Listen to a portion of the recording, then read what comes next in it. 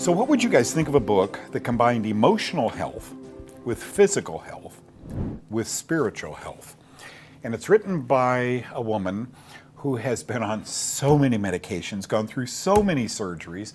I thought so much of it. It's called Eat, Pray, Get Well. No commas, eatpraygetwell.com is Erin Porter's, the author's URL website.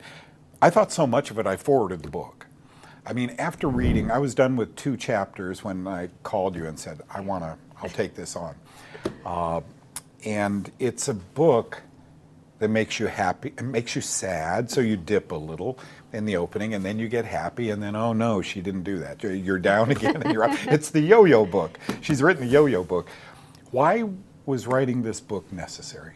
And that's everybody's life, isn't it, too? It is. The ups and the downs and how to come out the other side and still find things to be happy about.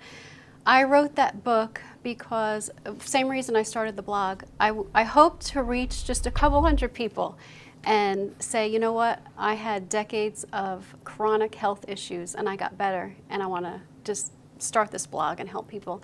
But it blew up and it became something that I never expected, and I wanted to put it into a book people can have it in their hands. And I combined, yes, emotional health, spiritual health, and physical health, because I think you can't have one without the other, and health comes in so many forms. I had a difficult childhood, I talk about it in the book, and so emotional health, that was another area God had to heal me in. So it does take you on my journey of my abusive childhood, and so there are some sad parts, but it's supposed to be inspirational and coming out the other side of that, and coming out the other side of being sick. For most of my life I was sick. The story, I'm one who follows mycotoxins, fungal poisons, and I've done that. I'm a little bizarre, but I've done that for 40, 50 years. And when I began, first of all, I met you because Dr. Dennis said, you got to meet Erin. So we brought you on TV here, 3 years ago? Yep. And you told your story of how nobody could fix these sinuses, 4 sinus surgeries. Then a doctor looked and said, wow, you got a lot of fungus. She went and met with Dr. Dennis, he's in Atlanta, totally into fungus. And he and other doctors really pulled you back together. So this was a story of being exposed to mold as a little girl, 6 years old, moving out on your own because you couldn't live at home anymore at 19. And what does she move into? But a home that's just riddled with mold. And then symptoms came on. And of course you had the symptoms here, but all over your body. Yeah. Do you think those, we're talking about mononucleosis, we're talking about an immune system that's down, we're talking about depression, we're talking about, brain symptoms. Do you think those are all somehow intertwined with mold? Oh, absolutely. When I came down with the first sinus infection at 19, and they put me on antibiotics, and after a year I was still on them. Well, after that year of being on constant antibiotics, and I was only in that apartment for 9 months, by the way, before it completely took my health down. Yep. But after a year of antibiotics, all of a sudden I realized I was standing at the bus waiting to take me into Manhattan. I could barely stand. I had no energy. And back then, chronic fatigue wasn't even really something people talked about.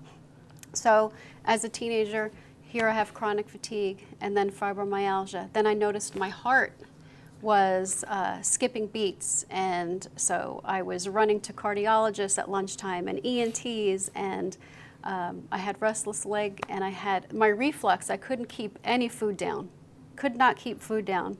So I would have sores on my esophagus from the acid, and I thought all of these issues were unrelated, and the internet wasn't big back then, so I'm showing my age a little bit, right? So I didn't have anybody to rely on except for these doctors.